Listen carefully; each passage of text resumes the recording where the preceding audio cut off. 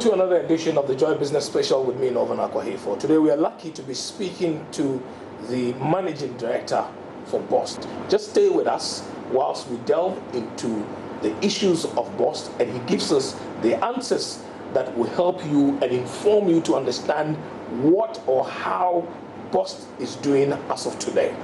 Thank you very much, Edwin, for joining us on the Joy Business Special. I'm sure this is your first official interview since you took office as the BOST CEO or MD, if I'm right.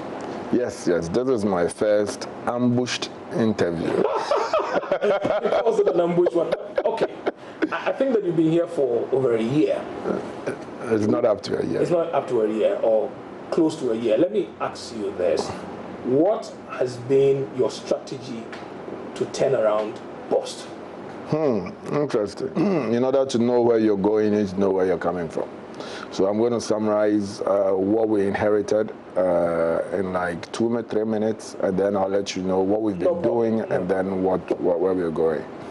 So when we took over, our accounts had not been audited since 2014. That meant that BOST was flying blind, because nobody can do anything with management accounts. You can only work with audited accounts. The financial institutions will only do business with you. Investors will only do business with you when you have properly audited accounts. Since 2014, the accounts had not been audited. Our corporate taxes hadn't been paid since 2014 as well. You have not paid your corporate taxes? Yes, since 2014. And GRE never came at you? That's what we inherited. Lost product claims from the bulk distribution companies was hovering around $36 million US. Wow. Legacy trade debts was at $624 million US, not cedis. We have some assets, pipelines. Our pipeline from Tema to Akosombo had not worked since 2015, and it's still not in operation as we speak. All our marine facilities, investments, millions, tens of millions of dollars had been invested in our marine facilities. We had tugboats, we had barges, and they hadn't worked since 2015. Wow. So these were non-performing assets. 100% of our marine assets were out of service when we took over. Is that they had broken down or what? Yes. They were just there not working? They had some were just there not working. Some majority had broken down due to non-use and non-repair and non-maintenance. But I'm sure as the conversation goes on, I'm sure that you'd understand some of the reasons why these happen. We also had 3 million liters of spec products sold to entities outside the remits of competitive bidding.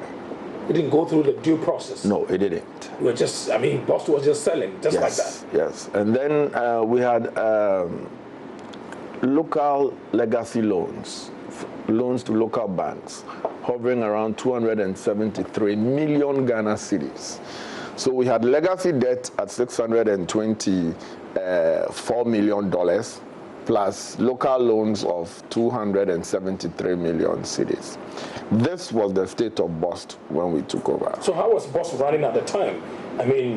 Workers have to be paid. You had administrative costs needed to take care of. How were you running? Is it that government always had to come and put money to support, the company to be able to hold its own? When they say Ghanaian companies are magicians, this explains some of them. A huge chunk of our working capital was through suppliers' credit. So suppliers gave us products we won't pay. Cleaners will clean, we won't pay them. We pay them as and when we get money. So basically, we're running on a lifeline, using other people's money to run the company, and that's what we inherited. But there's good news. What's the good news? So since 2017 till, let me go back to 2013 on the financials. I'm sure you've also heard that other people are saying that when they were running this place, BOST was profitable. Yes, I can take you to the days of Ewa, Yes. who was here, who paid dividend to government, who paid bonuses to the workers. He's the gentleman that held BOST in conjunction with TOR to lift the first crude to refine in this country. And so it's been done before. What happened? What went wrong? Great. I mean, it's it's interesting when I hear these comments, because at that point in time, remember I told you that since 2014 there had been no audited account. Yes. So once there had been no audited account, anybody at all can play with the management account. And I believe what happened then was that they were leveraging on gross margin, gross profit, not net profit. That is, taxes had not been deducted.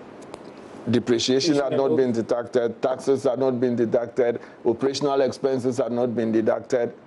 All these things hadn't been deducted. What they were doing was that, yes, I sold at 100 cedis, I bought at 80 cedis, so I made a profit of 20 cedis. So I can pay bonuses and say I'm paying government dividend. But guess what? When the audited accounts came up for 2015, 2016. 2015, we made a net loss of 73 million Ghana cedis.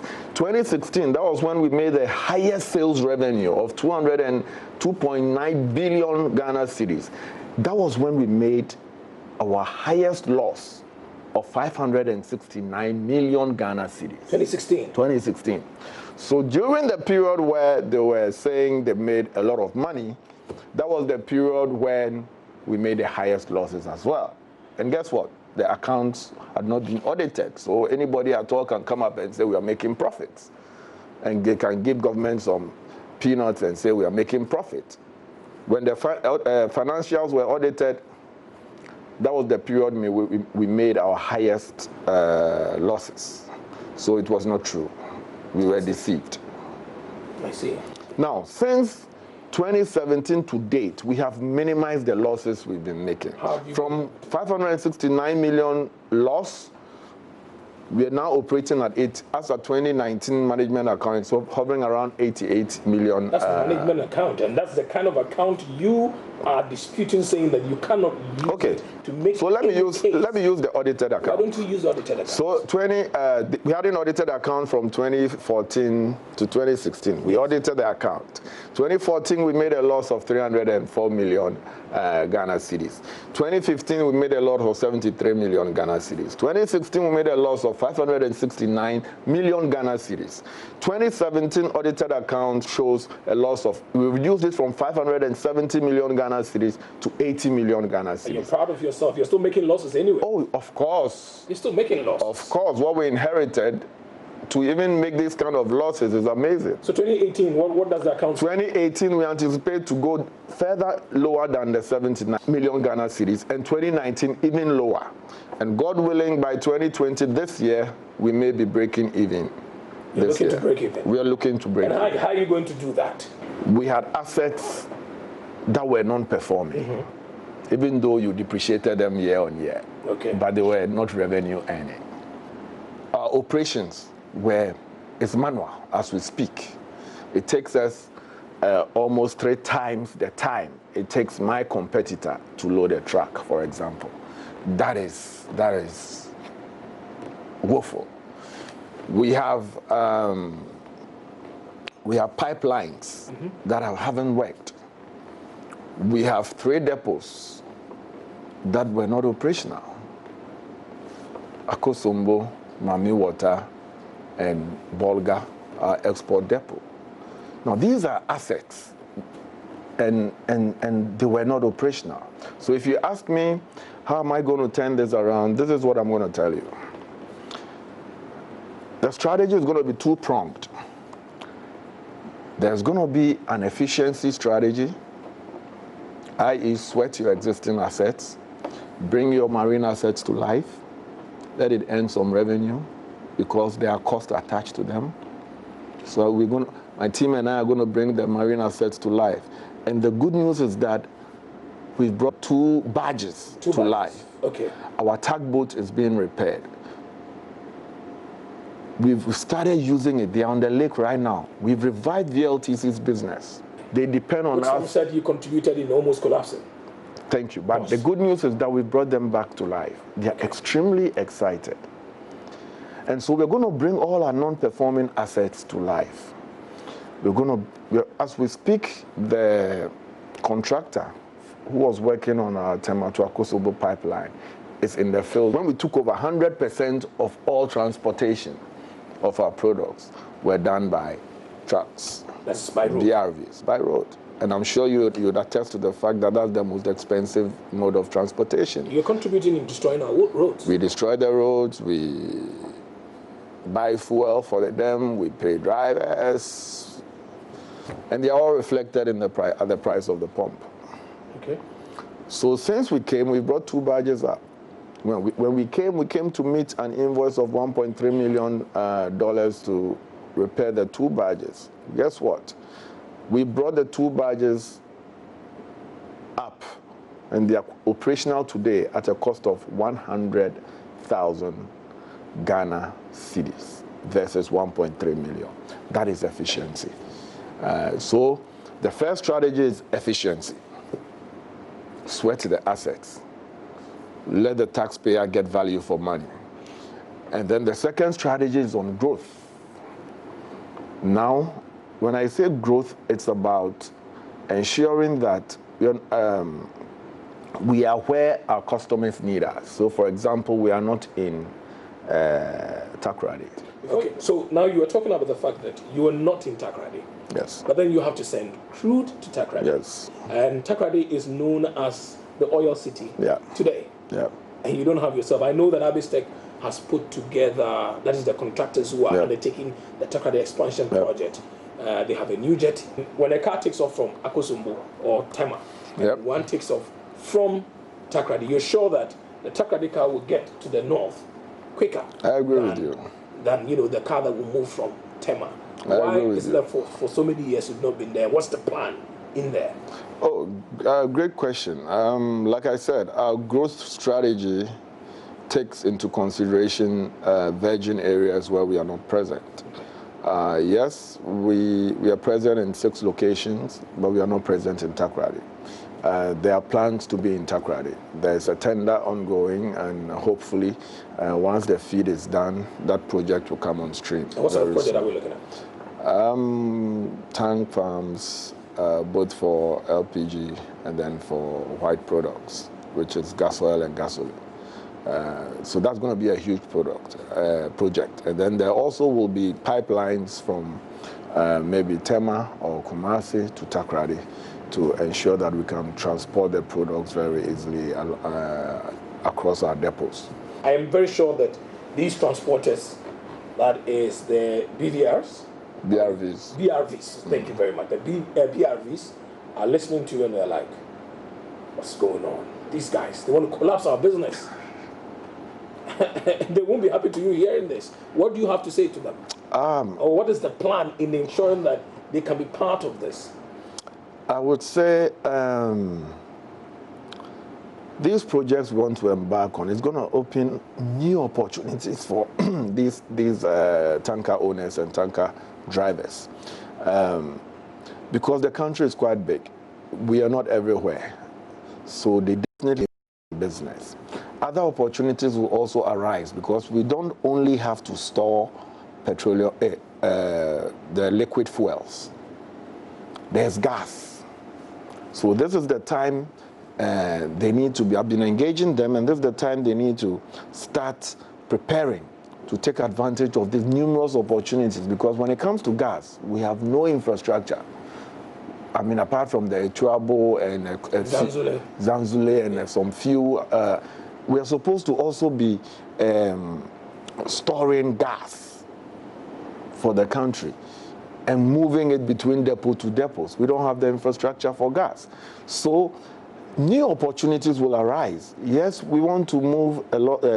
We can move all the tanker owners away from their core business, but we'll definitely shift a huge chunk to our cheaper channels so that we can help bring the price at the pump down.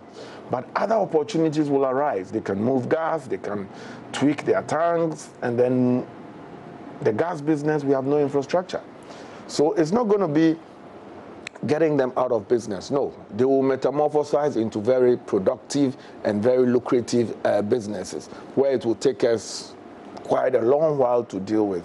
What is the benefit to me as the consumer when I go to the pump to buy fuel if you decide that you want to zone areas and you want to take them off the long haul, so moving all the way from Tema to, let's say, Bupe, to go and offload over there into a tank for you, or sort of, I mean, what is the benefit to me when you take them off the roads? Excellent. I mean, this is a great question.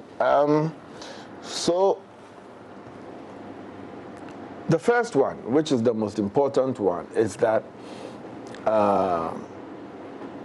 if I use my cheapest mode of transportation, it is possible we can bring the price at the pump down, drive the price at the pump down, because the price today includes the mode of transportation. Okay. So if the mode of transportation becomes efficient, i.e. cheaper, then it is possible it can impact the consumer at the pump. That is one. Number two, I'm sure you know the health hazards attached to moving these volatile products across the length and breadth of our country. You heard the fire in Bupe. Yes. The guy, unfortunately, may his soul rest in peace. One of the guys who was burnt is dead. So these are the risks. You may be following a tanker driver and something can happen, and once it explodes, you acknowledge the fact that your car would also be engulfed in fire. So there are health and safety risks associated with a lot of our tankers on the road. We are able to create new jobs for our people. We can also help create more jobs, and furthermore, reduce the cost of maintaining our roads. How are you creating jobs? Because the people are driving, you're taking them off the roads. We are not taking them off the road. There will be huge opportunities in the gas. You're making the journey shorter. Maybe his allowance even that is being paid by his boss. He will do it more frequently. He will do it more frequently. I see. Yes. And then he would even do more in the gas space. So his business model will transform and he will make more money than he's making now. His tanker is not meant to pick gas. It is meant to pick crude. That's petrol and diesel. It can be refurbished easily. At a cost. Yes, at a cost. That's where we can sit down and help them absorb some of these costs, or find a financial entity who understands that business model to pre-finance the change. I see. Now let's move to the area of stocks. 6 weeks. Yeah. Okay. They said you don't. 6 weeks, you don't have it. And that is a cause of worry to many, that in the wake of coronavirus and all the things that are happening around the world, I mean, if there's any uncertainty, we are in trouble as a country. I mean, we have to start rationing the petrol and the diesel that goes into our cars, that is used in powering the thermal plants and all that. Great question.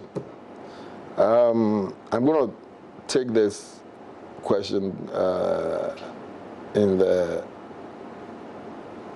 sphere of addressing two key risks we face. Okay, first question. Do you have products in your tanks? Yes, we do. All your tanks are full as we speak? Full, no. But yes, we have products. Some are empty. Some are empty. Okay, so BOST as a company, how many weeks do you have? Let's deduct about 1.5 weeks. What you have? About 1.5 weeks. 1.5 weeks. Yes. So if you add what you're holding for the say the OMCs or these bulk distributors, how many weeks would we have? We have over 6 weeks. You have over 6 weeks. Yes. Like how many weeks? I would say 37 divided by 4, 6 point something. 6 point something. But the law says that you should have 6 weeks, and then you can have the others. Okay. Why don't you have it?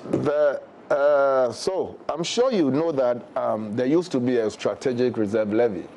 Yes. It's been zeroed out.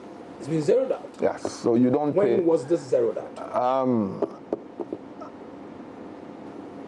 How many years now? I'm not remembering it. It's not coming. But the reality is that you, as a consumer, don't pay anymore for strategic stocks. Wow. So it's not levied.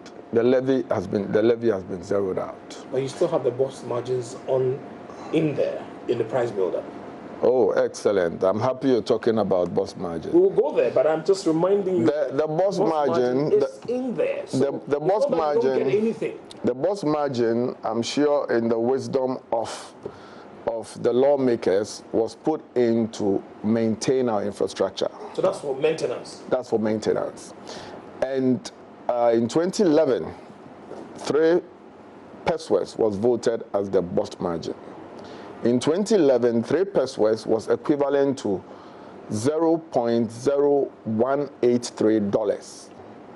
The margin is still 3 pesos. And the dollar value is $0.005. That is an erosion of more than 200% of the value. To achieve the same dollar value in 2011, we should be paying 12 pesos. By now. But it is still 3 pesos. I thought that you tried a review to about 6 pesos, half of the 12. I think what happened was that the authorities were just trying to implement the Presidential Committee report, which recommended 6 pesos in 2017.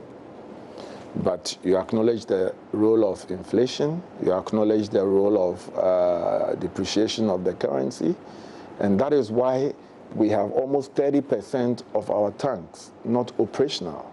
And that is why we have a lot of our pipelines not operational, because that BOST margin is woefully inadequate.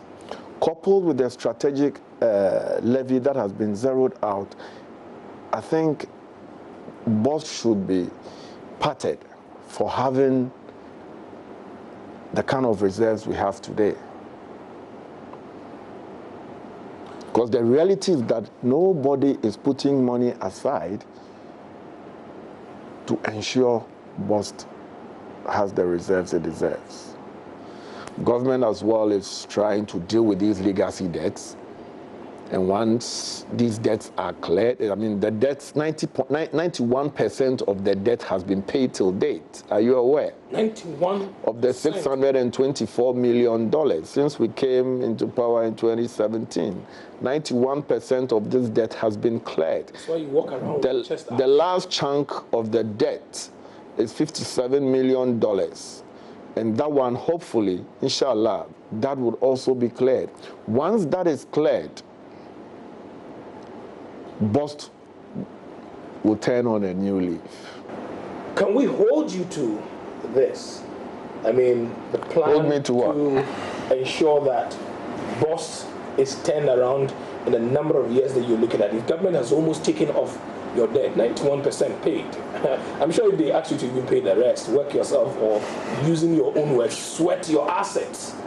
Yes, I mean, if these things are done, we should be turning this place around within the next 2-3 years. Be sure that if we feel that you've caused financial loss, we should deal with you. You see, I told somebody that the fact that a company makes losses does not mean a crime has been committed. If a crime has been committed, yes, deal with me. The fact that you run a company and you make a loss does not mean you've committed a crime. Thank you very much, sir, for speaking to us on the Joy Business Special. So we've been speaking to Mr. Edwin Provincial, the MD for BOST, and you heard it for yourself.